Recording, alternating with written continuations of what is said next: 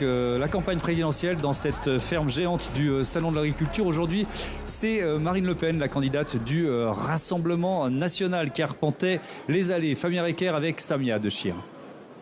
Séance de selfie pour Marine Le Pen au Salon de l'Agriculture. Rattrapée ces derniers jours par ses positions pro-Poutine, la candidate RN peut néanmoins se réjouir. Elle vient de réunir ses 500 parrainages pour être candidate. Bonjour, la maire qui vous a parrainé des Hauts-de-France. Merci, monsieur le maire. Dans les travées du salon, Marine Le Pen se pose en défenseuse des agriculteurs en période de crise. Il faut mettre en place maintenant le quoi qu'il en coûte pour l'agriculture, parce que pendant le Covid, on a fait le quoi qu'il en coûte, mais les agriculteurs, ils n'ont pas vu le quoi qu'il en coûte de Bercy. Un salon de l'agriculture inauguré samedi par Emmanuel Macron. Il devait y passer la journée, mais la crise ukrainienne en a décidé autrement. Une visite éclair, le temps d'évoquer avec les représentants de filières les répercussions de la guerre sur le monde agricole.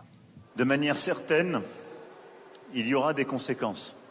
Des conséquences dans nos exportations pour les grandes filières que vous représentez. Malgré le contexte international, impossible pour les candidats à l'Élysée de ne pas honorer ce rendez-vous incontournable en période de campagne.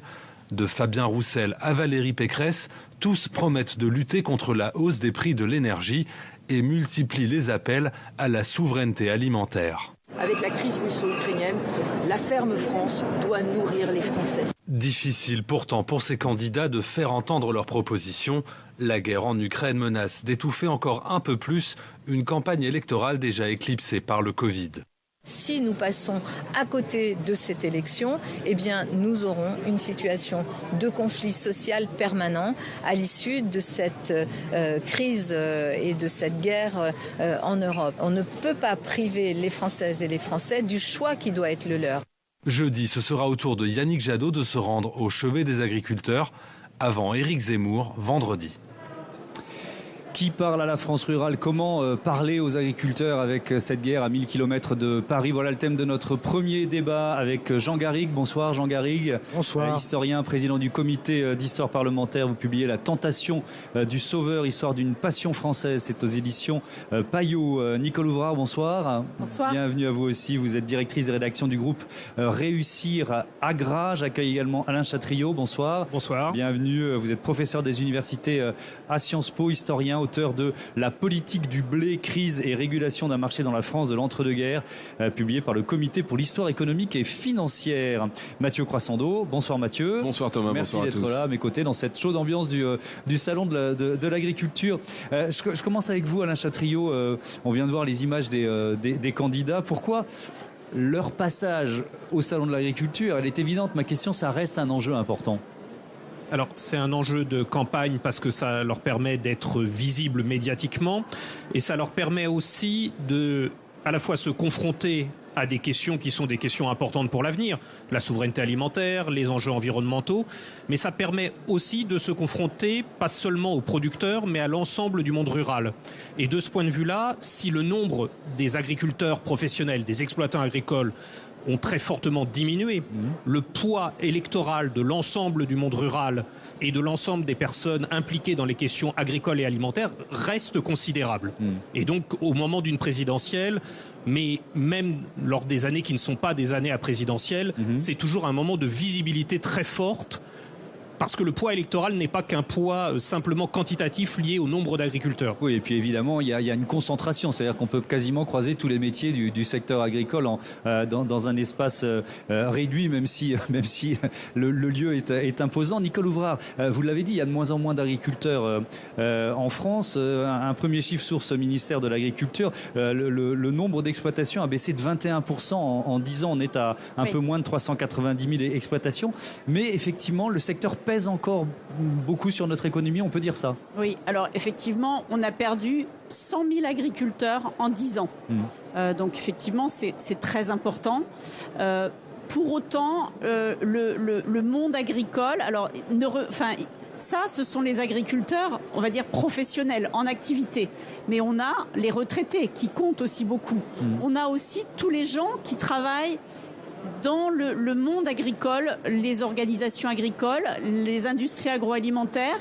On est quand même un pays en France où l'alimentation compte encore beaucoup. Et tout cela fait une population qui a encore une sensibilité autour de l'agriculture, des enjeux agricoles, des enjeux de l'alimentation. Et on relie tout ça à la ruralité. Bien qu'en France, il y ait de plus en plus de gens qui soient urbains, les campagnes sont habitées et les campagnes ont encore une sensibilité à l'agriculture. Donc effectivement, le passage au salon d'agriculture marque cette sensibilité à l'agriculture et on les voit tous défiler à chaque fois, oui, évidemment. Qu'on soit d'ailleurs en période électorale ou pas. Oui, mais ça prend un peu plus d'importance en année présidentielle, évidemment. Jean Garrigue, est-ce que c'est toujours aussi important qu'il y a 27 ans, l'année de la première victoire de Jacques Chirac à la présidentielle? Et je ne fais pas par hasard référence à Jacques Chirac. C'est vrai que Jacques Chirac savait parler au monde rural, il savait flatter le cul des vaches, comme on le disait à l'époque. Mais il y a une dimension de toute façon symbolique et historique qui est très profonde dans ce rendez-vous annuel qui d'ailleurs remonte aux comices agricoles et aux années des débuts de la Troisième République. C'est un rituel, j'allais dire, c'est un rituel républicain, ce rendez-vous du Salon de l'agriculture. Oui, les deux piliers, c'était le paysan et l'instituteur, quoi, dans la construction de l'imaginaire de la République. C'est resté quelque chose de très fort qui échappe même à cette réduction du périmètre économique et social du monde agricole. Et on voit bien d'ailleurs dans le dernier quinquennat à quel point ces questionnements sur le lien entre le pouvoir central et les territoires a été un des questionnements majeurs du quinquennat Macron. Donc ça reste quelque chose qui est essentiel et donc qui nécessite justement une visibilité, une présence des hommes politiques. Et je le répète, la dimension symbolique est très très forte, beaucoup plus forte qu'on ne pourrait l'imaginer. Oui, alors je ne sais pas si c'est vrai aujourd'hui, mais on peut être élu, réélu, sans forcément venir souvent au Salon de l'Agriculture. Si je ne me trompe, François Mitterrand est très peu venu au Salon de l'Agriculture. François Mitterrand considérait que c'était au ministre de l'Agriculture de venir au Salon. Mais François Mitterrand avait un rapport, en tout cas apparaissait comme ayant un rapport justement très, très direct avec les territoires, ce qui n'est pas forcément le cas de certains de ses successeurs. On se souvient de Nicolas Sarkozy, des problèmes qu'il a rencontrés au Salon, et de l'image qui est celle d'Emmanuel Macron, par exemple. Ça veut dire que l'enjeu, il est très symbolique, très politique, très historique. Mathieu ? Oui, parce que comme le disait Jean, on y croise des agriculteurs, bien sûr, on y croise aussi des représentants de tout le territoire, de tous les départements, des élus. Et puis c'est une épreuve personnelle pour les candidats, faut le dire, parce que ça révèle quelque chose d'eux-mêmes, leur naturel, leur capacité à répondre, leur capacité aussi à se confronter parfois, parce que c'est pas toujours facile, les visites au salon de l'agriculture, quand il y a de la colère, quand il y a de la détresse. Et puis vous pouvez être interpellé à la fois par les agriculteurs, mais aussi par le public. Et on sait que parfois ça fait des étincelles. Jean y faisait allusion, le fameux casse-toi pauvre con de Nicolas Sarkozy qui a été prononcé ici. La dernière fois, Emmanuel Macron s'est pris un œuf. François Hollande s'était pris aussi des cris de colère, des crachats parfois. Donc voilà, il faut savoir, quand on est politique, se confronter à cette réalité.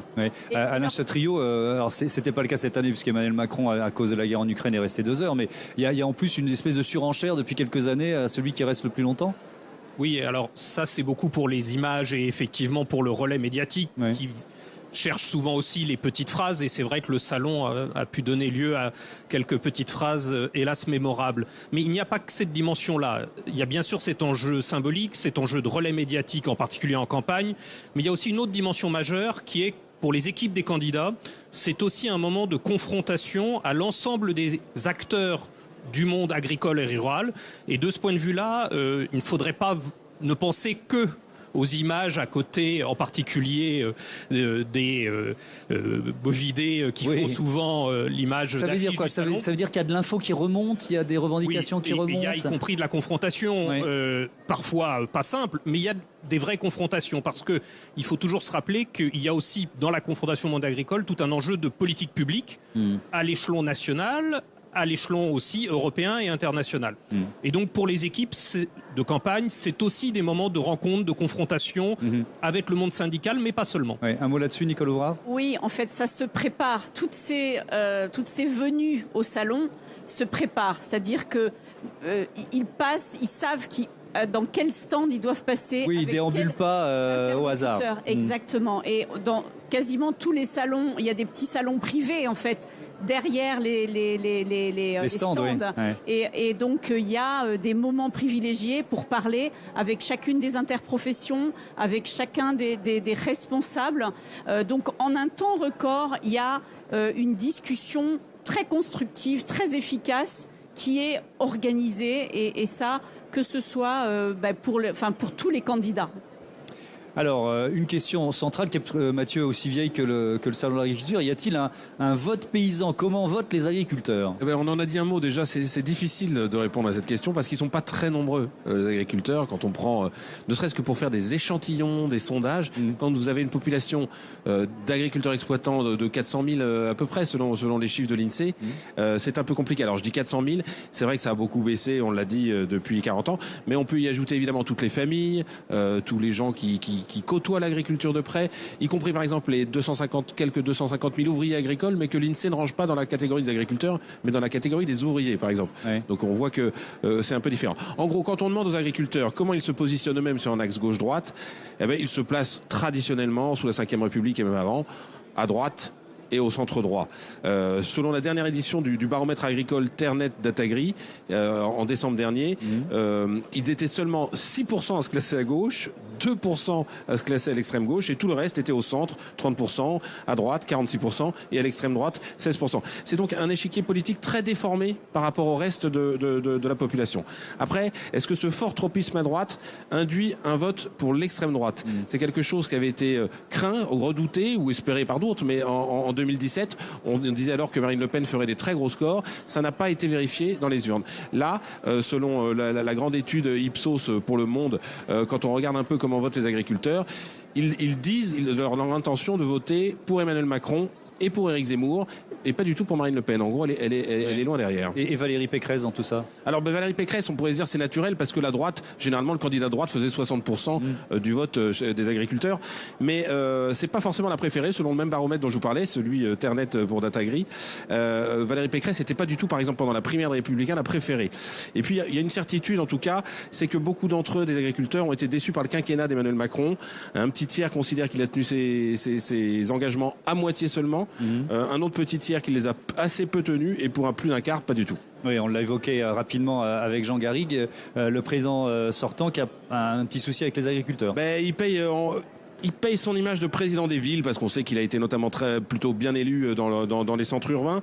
Et puis il a eu beau multiplier les déplacements, clamer son amour du terroir, il reste avant tout pour beaucoup un ancien banquier d'affaires en costume, urbain. Bref, le portrait qu'en fait traditionnellement la droite, celui d'un président d'élite mondialisée sans racines. Vous savez, on lui reproche souvent de ne pas avoir d'attache au terroir, ce qui est d'ailleurs assez ridicule parce qu'il n'a pas moins d'attache que les autres. Il vient d'un terroir particulier qui est la Picardie. Mais depuis la crise des Gilets jaunes en particulier, il s'est saisi du dossier sous l'angle de la ruralité plus que sous l'angle de l'agriculture d'ailleurs.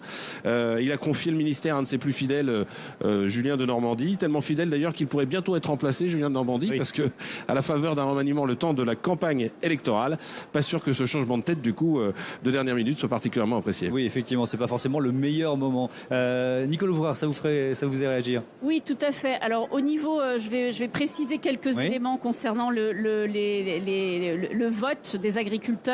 Donc il y a une enquête, effectivement, vous en parliez, Ipsos, Cevipof, dans lequel de 13 000 personnes, dont il y avait un échantillon de 150 chefs d'exploitation. Et donc ça, c'était début février. Alors les choses ont pu changer depuis début février. On était à Emmanuel Macron 29%, Éric Zemmour effectivement 24%, Mélenchon 13%. Marine Le Pen 10%, Pécresse 7%. Effectivement, on est vraiment sur un recul de la droite classique qui est surprenant. Mais bon, voilà, on peut aussi se dire que les choses vont bouger. À condition qu'ils aillent voter. Parce que cette même enquête montrait en général, les agriculteurs grande sont abstention. plutôt des gens qui votent. C'est vrai, mais dans cette enquête, on a vu la même, Mathieu, Ipsos Soprasteria pour Le Monde et CEVIPOF, 45% des agriculteurs se disent certains d'aller voter. C'est 20 points de moins que la moyenne et c'est surtout 20 points de moins par rapport à 2017. Alors on est à 40 jours, à moins de 40 jours, donc ça peut évidemment encore évoluer, mais pour l'instant, il y a potentiellement un fort abstentionnisme. Effectivement, cette déception autour de la droite doit sans doute expliquer le fait qu'il y ait une désaffection du vote, en fait, tout simplement. Et Jean Garrigue, peut-être aussi une déception vis-à-vis du président de la République, c'est ce qu'on évoquait tout à l'heure. Oui, certainement, mais moi, ce qui me frappe justement à travers ces résultats, qui sont quand même inédits, c'est précisément que l'exceptionnalité du vote rural est en train de s'éroder. Je veux dire que c'est un vote qui peut se rapprocher du vote global des Français, à la fois dans ce rejet généralisé de la classe politique dans son ensemble, qui va les conduire peut-être à être plus abstentionnistes qu'ils ne l'étaient auparavant. Dans cette érosion de la candidate Valérie Pécresse, dont on sait que manifestement sa campagne peine à prendre. Et ça, c'est quand même quelque chose de nouveau, parce que, comme vous l'avez dit, le vote pour la droite modérée, c'est quand même une constante sous la Ve République. C'était quelque chose d'important dans le monde rural. Et puis, voir apparaître un Éric Zemmour, ça veut dire une sensibilité plus importante au sujet qu'on appelle régalien, la sécurité, l'identité. Et ce sont des choses qui rapproche finalement le monde rural de la généralité, de la globalité du vote des Français. C'est intéressant parce que on se disait que ce vote gardait justement une spécificité, quelque chose de très original. Et là, moi, je trouve qu'on se rapproche un tout petit peu de ce qu'est la sensibilité française sous ce quinquennat. Alors, je vous donne la parole avec une question. Vous pouvez y répondre un peu après, mais est-ce que les néo-ruraux, dont on parle beaucoup, notamment avec l'effet de la crise sanitaire, ça peut changer la sociologie du vote dans les campagnes françaises, Alain Chatriot? Alors, dans certains endroits, oui, mais je ne suis pas sûr qu'en données agrégées au moment de la présidentielle, ça soit le phénomène le plus massif. Oui. Mais par contre, ce sur quoi il faut insister, c'est aussi la diversité du monde agricole aujourd'hui, qui oblige à distinguer des secteurs du monde agricole qui économiquement fonctionnent et se portent plutôt bien, pour le dire trop rapidement, et d'autres dont la crise tend à s'accentuer. Et donc évidemment, les comportements politiques, y compris des comportements d'abstention ou de vote aux extrêmes, qui étaient historiquement plutôt rares, s'accentuent aussi dans ces franges-là, me semble-t-il. L'autre élément que je voulais compléter, c'est, vous l'avez en partie dit, mais la déception éventuelle d'une partie du monde agricole par rapport au quinquennat qui s'achève, c'est pas seulement l'effet des représentations, même si celles-ci jouent un rôle dans la vie politique, c'est aussi la confrontation à ce qui avait été pas seulement une promesse, mais un enjeu majeur, qu'étaient les États généraux sur l'alimentation et qui ont donné lieu à la loi Egalim 1, puis la loi Egalim 2. Et de ce point de vue-là, ça re-questionne la capacité des politiques, aujourd'hui, à l'échelle française, de réussir à mener à bien des politiques publiques qui touchent directement des questions majeures, que ça soit celle du revenu des agriculteurs d'un côté, ou celle de la qualité des produits alimentaires distribués à l'ensemble de la population. Alors justement, les rémunérations, les salaires des agriculteurs, je voudrais vous donner un chiffre d'abord sur le nombre d'emplois. Alors on est sur les emplois globaux, ça rejoint ce que vous disiez tout à l'heure. Dans l'agriculture, on parle de 760 000 emplois en baisse de 12% par rapport à 2010.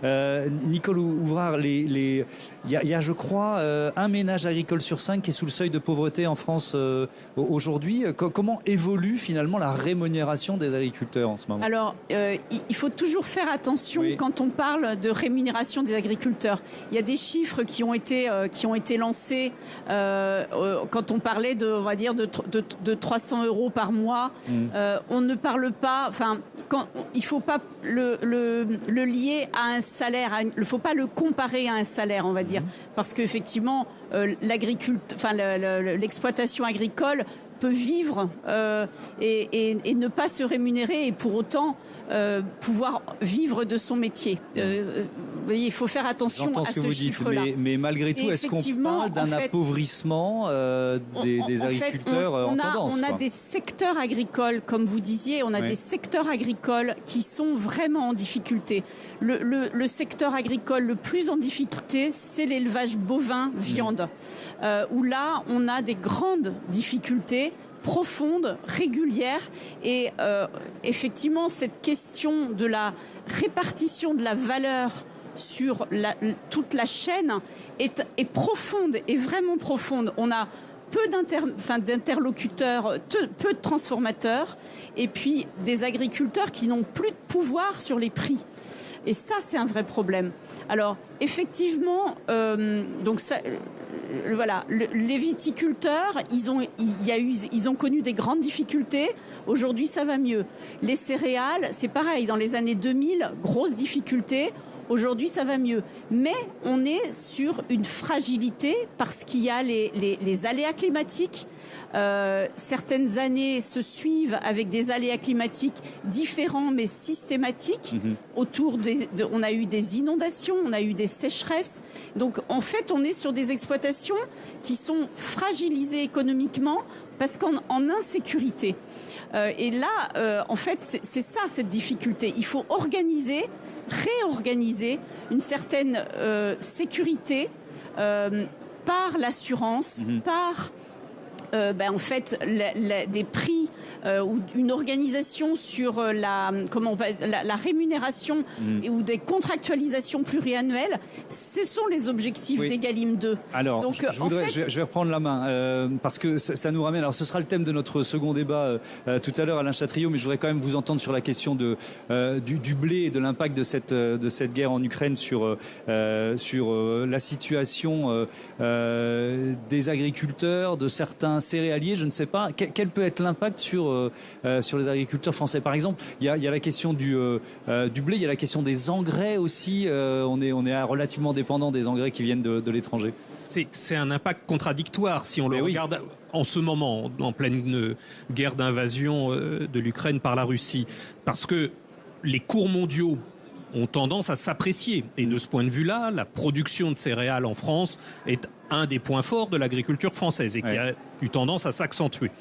Mais dans le même temps, ce cours très élevé des céréales va poser un problème pour les autres parties du monde agricole, dont le surcoût va devenir un vrai danger. Premier élément. Deuxième élément, vous venez de le dire, effectivement, il y a la question des carburants et de la production des engrais. Et là, on a une dimension où l'équilibre économique d'un certain nombre d'exploitations va peut-être être mis en cause. Mais ce qu'il faut rappeler ici, et la crise géopolitique le montre bien, c'est que les équilibres ne se situent pas qu'à l'échelle nationale. Ils sont bien à l'échelle mondiale et avec le relais, mais qui a souvent été utilisé comme un bouc émissaire en France, qui est celui de la politique agricole commune. Là aussi, les discours des politiques, le plus souvent, en ont fait un bouc émissaire facile plutôt que de regarder de près ce qui était négocié à Bruxelles entre tous les partenaires. Oui, je développe pas trop cette partie parce qu'encore une fois ce sera le thème de notre second débat, mais on a entendu, je vous donne la parole Jean Garrigue là-dessus, tout à l'heure dans le reportage d'ouverture de notre émission, Marine Le Pen qui était dans les allées du salon il y a quelques heures, dire on n'a pas vu le quoi qu'il en, ils n'ont pas vu le quoi qu'il en coûte de Bercy les agriculteurs. Ça vous faisait tiquer pendant la diffusion du sujet? Ça fait partie de ces petites phrases polémiques qui font le sel de la vie publique. Je pense que les agriculteurs comme les autres ont bénéficié, quand il le fallait, des subventions qui étaient nécessitées par la crise du Covid. Maintenant, qu'il y ait de la part du monde rural le sentiment d'un relatif abandon, d'une déconnexion vis-à-vis des élites urbaines, ça reste quelque chose de très profond. C'est quelque chose qui est en partie irrationnel, mais qui s'adosse aussi sur un aspect très, comment dirais-je, très général de l'évolution de notre société, c'est-à-dire le creusement des inégalités. Je veux dire qu'entre un grand céréalier du bassin parisien et le petit éleveur de Lozère, les inégalités se sont certainement accrues comme elles s'accroissaient dans l'ensemble de la population française. Donc on est là dans des prises de conscience, dans des attitudes, dans des comportements, si vous voulez, qui se cristallisent. Et on parlait d'insécurité. Je voulais rebondir là-dessus parce que cette insécurité sociale et économique, elle se cristallise comme ailleurs dans la population sur un phénomène d'insécurité, je dirais, identitaire. Et se cristallise sur les phénomènes d'immigration, le ressenti d'une immigration trop importante, etc. Et ça vous explique pourquoi, notamment, le vote Éric Zemmour, qui a pris en compte... Vous savez, il y avait cette fameuse mesure sur les subventions pour des familles nombreuses, enfin des paysans qui faisaient beaucoup d'enfants. Éric Zemmour, il a senti que du côté de ce bloc paysan, il y avait éventuellement quelque chose à jouer. Nicolas Évrard, sur le quoi qu'il en coûte, est-ce que ça a en partie bénéficié quand même aux agriculteurs français ? Alors, il faut Qu'est-ce qui peut justifier cette phrase de Marine Le Pen ? Il faut quand même reconnaître que le secteur agricole a été moins touché dans cette crise Covid que bien d'autres secteurs économiques, parce que les gens ont continué à manger. Donc il y a eu cette panique en démarrage folle avec des achats complètement irrationnels. Mais ensuite, les choses se sont organisées. On a plutôt vu un recentrage sur l'alimentation de la part de la population française. D'ailleurs, il en reste quelque chose. C'est-à-dire qu'aujourd'hui, tous les politiques développent l'idée de la souveraineté alimentaire. Et ça, c'est un marqueur fort de cette campagne politique et c'est plutôt positif pour le secteur agricole. Après, on a vu des choses intéressantes, c'est-à-dire, par exemple, on a vu le bio se développer très fortement. Aujourd'hui, le bio est en recul de consommation. Oui, parce que les consommateurs privilégient plutôt les circuits courts et c'est l'un des aspects notamment de la crise sanitaire. En fait, on ne sait pas trop pourquoi, mais aujourd'hui, la consommation, alors que le bio a été porté, le local a été porté pendant toute cette période de Covid, aujourd'hui, les gens retournent au supermarché, si je peux le dire aussi simplement que ça. Ils achètent aussi sur Internet et du coup, le bio, le local est plutôt en recul avec des inquiétudes, quoi. Donc, vous voyez, c'est complexe, c'est loin d'être aussi linéaire que ça. Moi, je pense qu'on ne peut pas dire que le quoi qu'il en coûte n'ait pas concerné le monde agricole. Enfin, je ne crois pas. Merci beaucoup. Merci à tous les trois d'avoir participé à ce premier débat.